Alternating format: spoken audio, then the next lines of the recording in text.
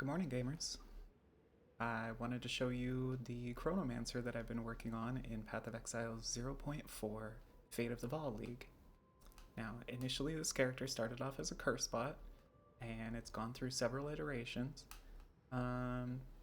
The curse bot capacity for this type of character, and rather just its ability to be a support in group play, is actually really great, and I really enjoyed it. But there's some other things that you can do with this character. Um, so I'm trying out a cast on crit, sort of a cast on crit build that utilizes a lot of frost spells, a lot of ice spells rather, um, and it's very good at freezing. It's quite tanky. It has chaos inoculation, and therefore it's immune to chaos damage.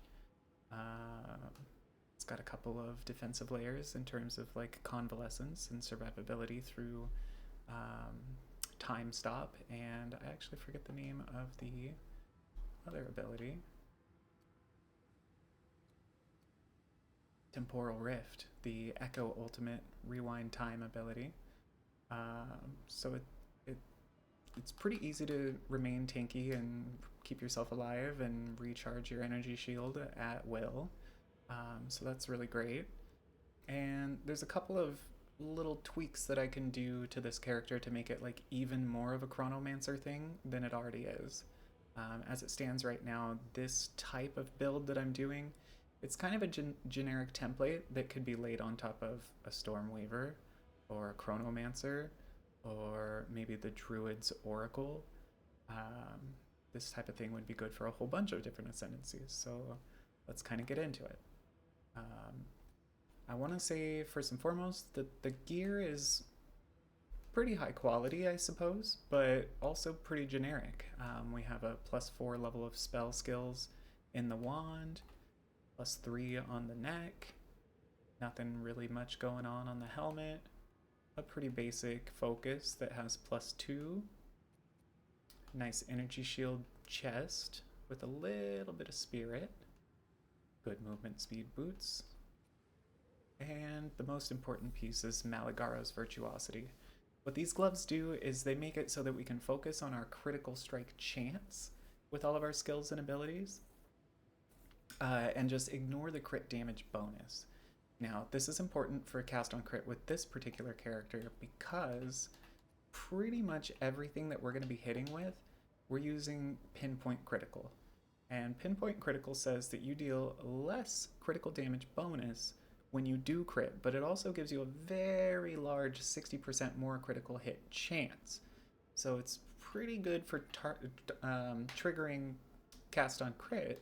However, it's pretty detrimental to our damage without these gloves. So that being said, let's move into the skills. Cast on critical strikes has a tagline that states that the critical strikes, or the buff rather, gains 1 energy per power of enemies critically hit with skills. This is modified by the percentage of the enemy's ailment threshold that the critical hit will deal. So that being said, if we're critically hitting with a skill that can apply a pretty significant ailment, such as freeze, we're going to be getting more energy from those freezing critical strikes than we would from a normal critical strike that doesn't freeze or doesn't apply other ailments. So because of this, we're going to trigger cast on crit with Ice Nova. And this is actually really nice because the Ice Nova has nearly a 200% more freeze buildup tag associated with it. So when this thing critically strikes, it's going to get the damage bonus of 250 from the gloves, and we're also going to ignore the enemy's resistances, which makes it a much more likely situation where we have a way higher likelihood of actually freezing. And on top of that, we have freeze support, which is going to make it even more likely that we're going to freeze the target. So this setup is pretty nice, and generally speaking, if I have an infusion, I'm going to crit so hard and crit so many enemies that we're actually going to overload the cast on crit. We're going to hit a whole bunch of crits, and we're going to just kind of sort of shower comets down all over the screen.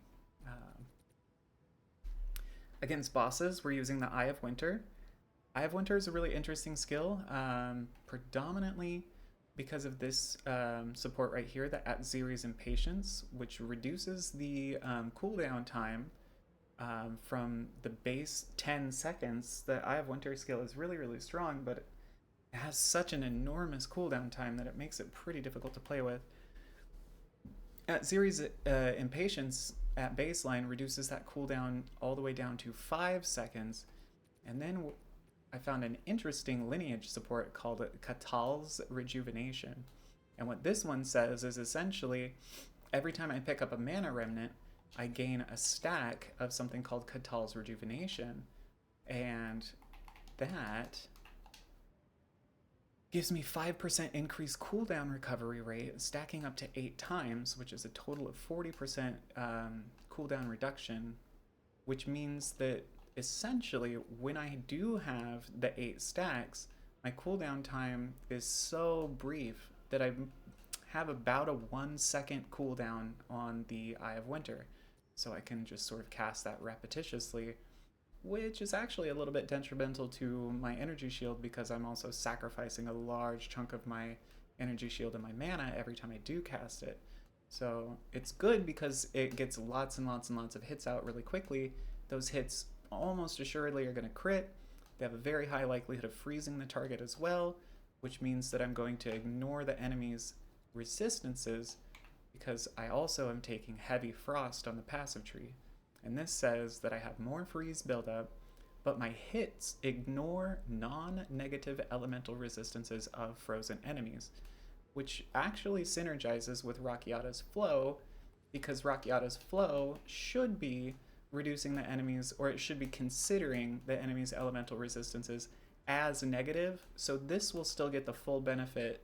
My Ice Novas will still get the full benefit of Rakiata's Flow, and when they freeze, it will create a situation where every other spell that I have it won't invert the enemy's elemental resistances, however, it will ignore them. Which on bosses with Eye of Winter doing something like 40-50 hits in a matter of 2 or 3 seconds, that could be a really, really big deal. So we'll show that off in a little while. Some other things that are worth mentioning about how this character works. I've already talked about the cast on crit. I'm also running Mana Remnants because cast on crit is an incredibly mana thirsty ability, especially when it just starts to just pour down comets. Like, it's pretty wild how much mana it's going to gobble up.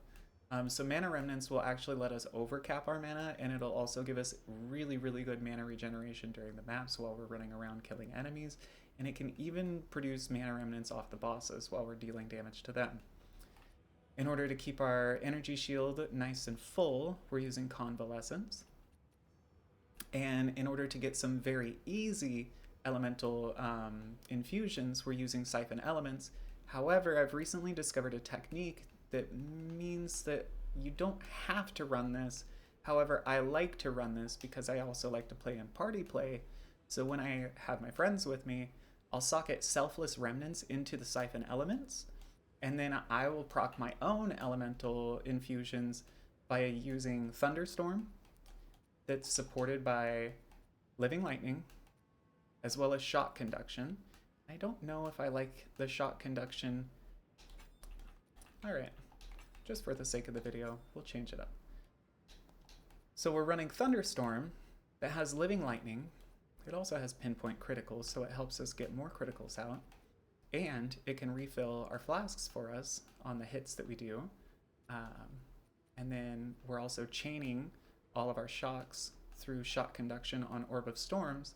And what winds up happening is you cast the Orb of Storms, you cast Thunderstorm, which causes Orb of Storms to proc one of its arcs. That will more than likely shock all the enemies because the enemies will be drenched by the Thunderstorm, which automatically drenches all the enemies. And then Shock Conduction states that it always shocks drenched enemies. So this is going to basically automatically shock an entire pack. And then the Living Lightning will sort of spread that around, and they'll continue to hit other enemies. And then you can just snap all of those shocks off the enemies. And because we're running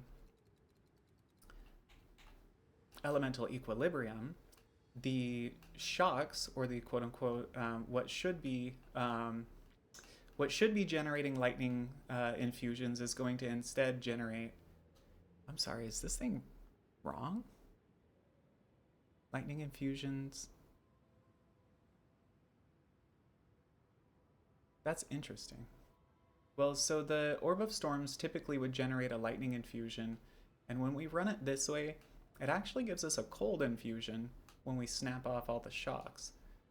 I'm not sure why it's reading differently in there, and that works out pretty well for us. Then when we freeze the enemies, we can also snap off the freeze to gain more fire infusions to empower our comets.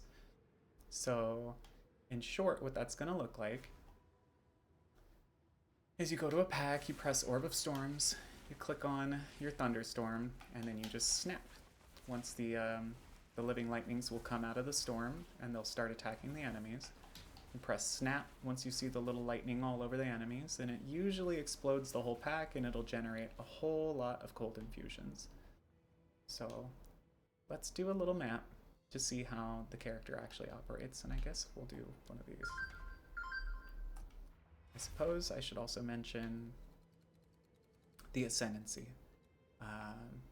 So we're doing a Chronomancer, and Chronomancer really doesn't have a whole lot of anything that would make this archetype, this cast on crit archetype, any better necessarily.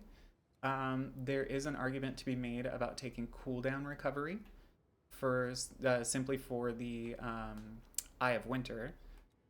Taking this node right here would bring us down to under a half-second cooldown, and then the chance to not consume your cooldown, or to not activate a cooldown, would be really great as well.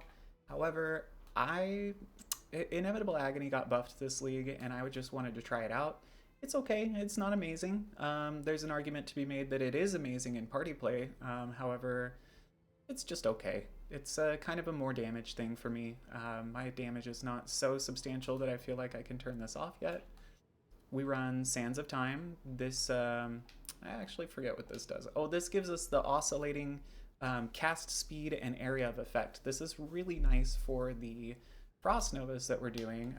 When it's fully stacked out, our Frost Nova basically covers most of the screen.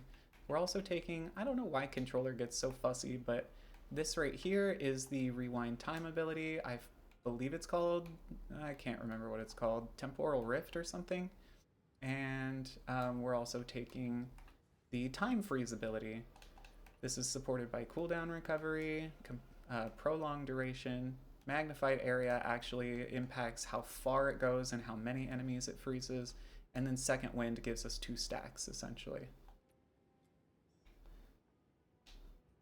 We're also using Convalescence. I think I already mentioned that, but because we're CI, we don't get a life flask, so I've used Convalescence as my life flask, which is actually proving to be pretty nice. So to play the character, you do Orb of Storms, and then Thunderstorm, and then Snap. And now we're at our maximum cold infusions, and then you just start killing the enemies.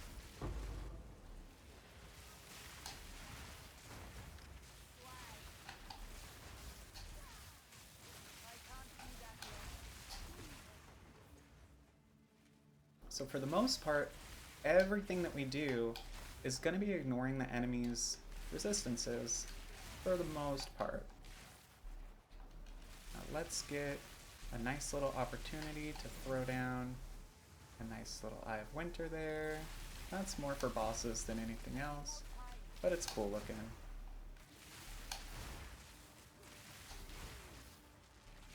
We're going to go ahead and do this real quick.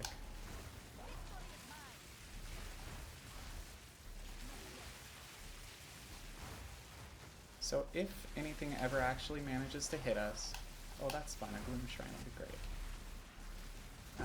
We can either go back in time and restore both our mana and our energy shield, which is very nice.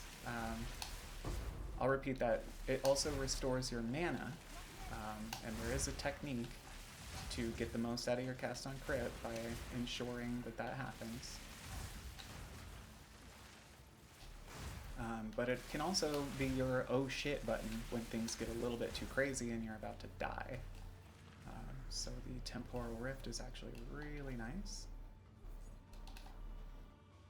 And that's kind of why I can't bring myself to switch off of the Chronomancer. The sort of tankiness, survivability factor is just a little bit too good, in my opinion, to give up on right now.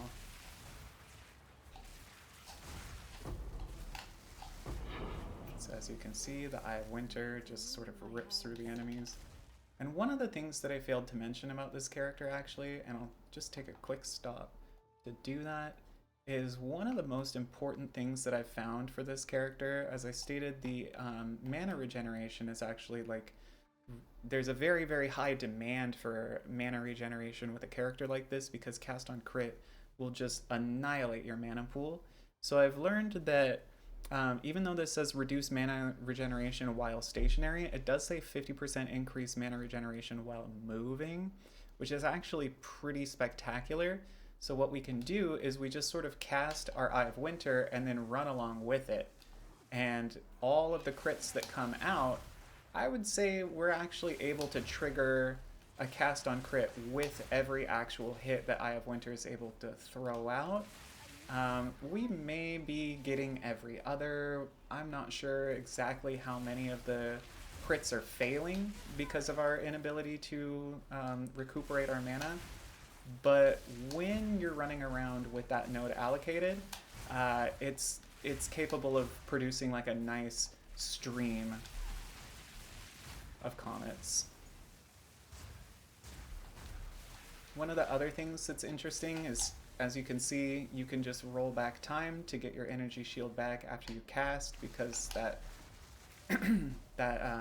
energy shield cost from the Atziri's Impatience, it doesn't feel the very best. It's not that bad either, I suppose, but just like that, we're back to full energy shield, not a problem.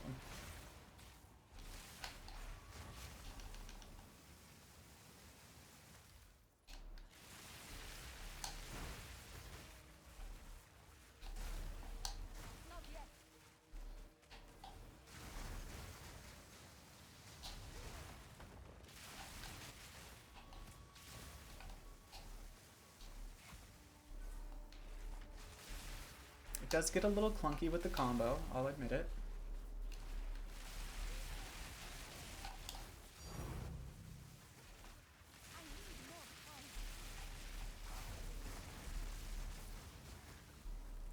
But as you can see, Eye of Winter has a really great capacity to just pour down comets from the sky, and it feels really nice. And we'll get a good opportunity to see what it's capable of doing right about here. So we're going to drop the Orb of Storms, the Thunderstorm, we're going to freeze time, we're going to rewind time, and I failed to curse the boss, so we're going to do all of that one more time.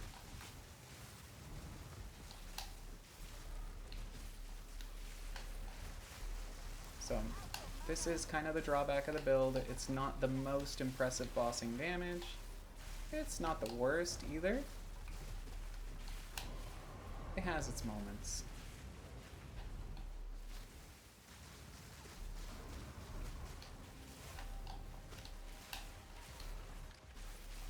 Gonna go ahead and pop my Convalescence. We're gonna curse the boss one more time, refill our mana. We're gonna rewind time.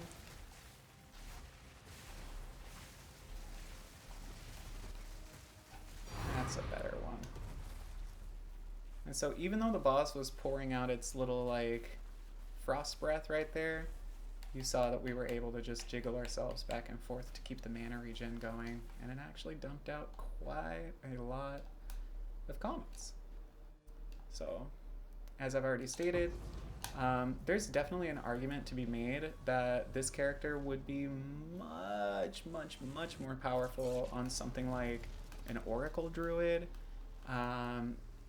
Definitely a Stormweaver Sorceress. That would be really good as well. The Stormweaver Sorceress would have much less issues with the mana regeneration. You could take the double shock ascendancy and all damage can shock. That would really amplify your damage quite a bit. And then beyond that, You could also allocate the, what is it called? Oh god, Arcane Surge. You can allocate the Arcane Surge nodes, and the Stormweaver says that the lower your mana is, the more effect of Arcane Surge your character has on it, which is actually really cool for cast on crit because, as you have seen now, the cast on crit, when it really gets rolling, it will just gobble up all of your mana entirely. So the closer that you are to 0 mana while that's going, the higher your mana regeneration rate is going to go. So if I were to take this character down to the Trial of Sekima and just respec myself into a Stormweaver, I probably wouldn't have the issues with mana that I'm having right now, and I would have more damage. But I wouldn't have the same survivability capacity with the rewind time and things like that. So I'm kind of really just enjoying it on the Chronomancer. There's still quite a lot I can do to improve the quality and the capacity of this character, but this is what I've been doing. I think it's really cool. I think my favorite part about this build has got to be the, like, this is a new discovery for me, and I think it's really tremendous. This notable, the Heavy Frost, the hits ignore non-negative elemental resistance of frozen enemies. Like, holy cow, that's so good. Like, that may as well be a free Rakiata's Flow with this particular build, because as you saw, Ice Nova, when it's empowered with cold infusions, it just instantly freezes everything. You absolutely don't need the Rakiata's Flow whatsoever. And in fact, I'm thinking about giving my Rakiata's Flow away to one of my friends just because he has done like 25 of those Jade Isles and I have only done about 3 of them, and so it's not even fair that I have one.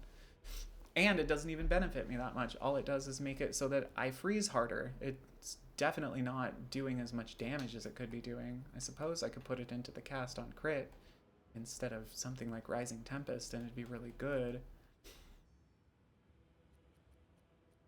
But I don't know. I'm just messing around with things. I like it. I like it quite a bit. So, give it a shot. I don't know. Chronomancer is great. The cool thing about Chronomancer is you always have time stop. That is always going to be a boon to party play.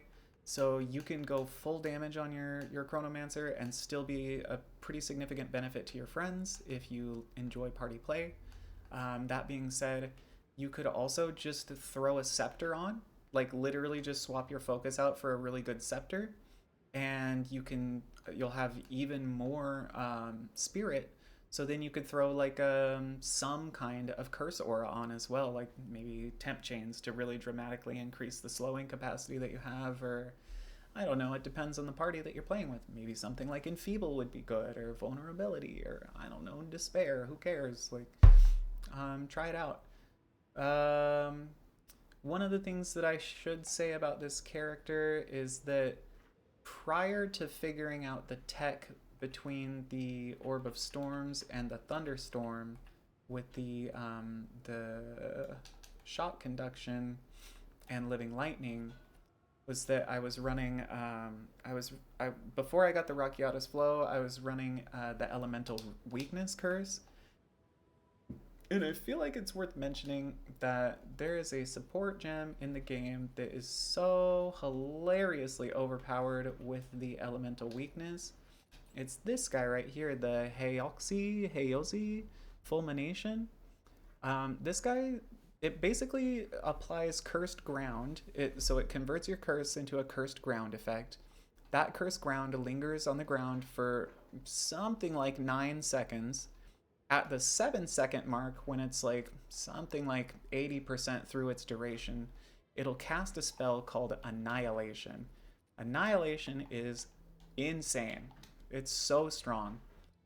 This is not showing the level of the skill gem, but this amount scales with the level of the skill gem. I'm sorry that I'm bumping things.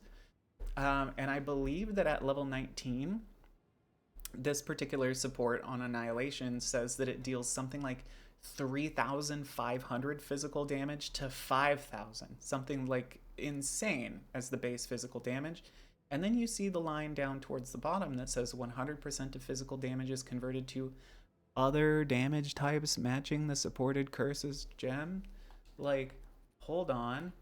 Uh, Elemental weakness is a lightning, cold, and fire gem. So wait a second.